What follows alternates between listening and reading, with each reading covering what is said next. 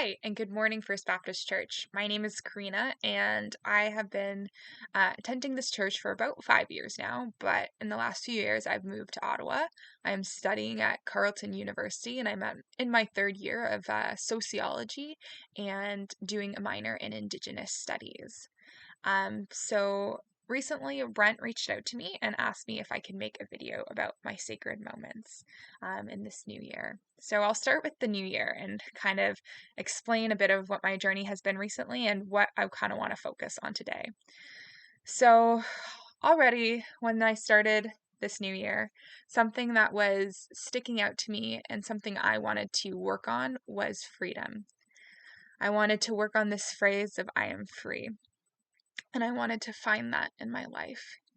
And I started the new year with making a pretty radical decision in my life. I let go of a relationship that I was in, and that was really hard as this relationship was with someone who I really cared about, but it was also a relationship that wasn't serving me anymore.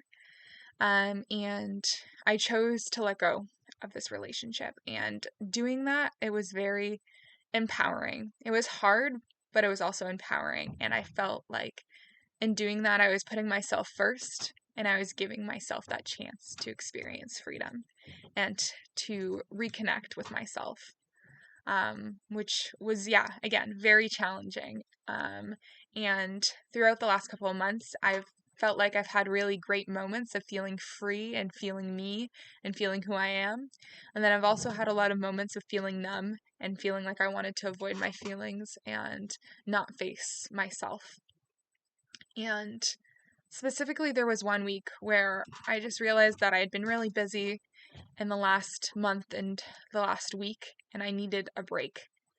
And I noticed I needed a break, so I booked in my calendar like the next day that I could have completely to myself. And that was like a week and a half away. I probably needed a break sooner than then. And I don't know, sometimes the world works in mysterious ways. And that weekend, I had a lot of things planned, and I probably should have rested. And coincidentally, though, again, the world works in mysterious ways. All my plans were canceled that weekend because the weather was just horrible. So I was forced to rest that weekend. And as I was resting, I took time for myself and I did things that felt good. But I also noticed I was still avoiding my feelings and still avoiding this connection with myself because I think I was afraid to face myself. So finally, towards the end of the weekend, I'm like, okay, it's time. I need to do something that is going to be a moment of connection for me and um, where I can face what I'm feeling.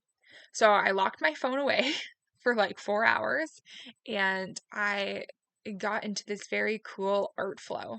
I started with yoga and I watched this video for about an hour and did this yoga. And then I did a bit of my own yoga. And then I got into this cool painting art flow. And I decided I was just gonna break the rules and do whatever I wanted. And I was gonna paint with my feet was what I decided. So I painted with my feet, like with my actual toes. I put paint on my feet and I just gave it full rein and did what I wanted, and it was powerful. So I was painting these paintings. I did two paintings. I'll show you on the screen, and I kind of just did whatever I wanted. And as I was painting, I'm like, you know what looks cooler than the painting is my feet. So then I tried to take photos of my feet, which, surprise, that's pretty hard because it's an awkward angle. And then I'm like, okay, this is not really working. Why don't I paint my face and take pictures of that? So I painted my face and I took pictures of myself. And I I tried taking a range of different photos and I had a lot of fun with it. And by the time I was done, my paint on my face was very dry and it was kind of stuck on really well. So I took a solid 10 minutes to wash it off. And while I was washing my face, I recorded myself. Recorded myself because I wanted to see the symbolism of me washing off all the paint. So as I was washing my face and washing off all the paint, what I was also washing off was the hurt and the pain and the trauma and all the bad things that had happened to me that year. I was washing it off, and I was starting with a new slate. I was starting with me, and I was claiming my freedom. So, yeah, that was a really cool experience for me and a really sacred moment where I was able to connect with myself and my spirituality and who I am. Um, and since then, I've been going about my life, and this phrase of freedom has still been popping up, and it's still something I'm wrestling with. And specifically, I went to the Women's Night this past week with my mom and sister, and I felt that phrase coming up again. I am free. I am free. And it didn't come up right away, actually. So I got to the Women's Night, and it was focused around sacred moments. And the evening was focused around the song She Used to Be Mine. And when we first got to the event, they asked us to write I am blank. And I wrote I am loved. And at the start of the evening, Jaya and another person held up the sheets of paper that people had written the I am phrases. And they asked us to pick one I am phrase to focus our reflection on for that evening. And I didn't pick the phrase I had written. I picked the phrase that said I am free. And I noticed, I'm like, like that sounds familiar. And I slowly made the connection of, well, yeah, this is something I'm trying to work on. And this has been a theme for me of wrestling with and dealing with this phrase of I am free. And what does that mean to me? So after the evening, I wrote a poem about freedom. So I will share that in just a moment. But the other thing I wanted to share about from the evening that really stuck out to me was this idea of a labyrinth. And I think part of the answer for me finding freedom is recognizing it's a labyrinth. It's not going to be straightforward. I'm going to take 2 steps forward, I'm going to take 2 steps back, and it's not going to be a linear process.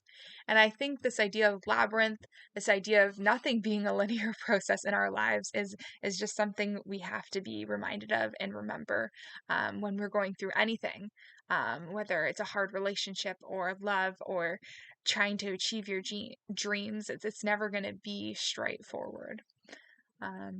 Yeah, so I want you to think about this idea labyrinth while I read this poem. Freedom. What is it to me? What I keep coming back to is freedom. How do I achieve more freedom? How do I become more wayward? How do I become more me? And the answer is, I'm already me. And every day I live, every minute I breathe, every hour that goes by, I become more comfortable with being me.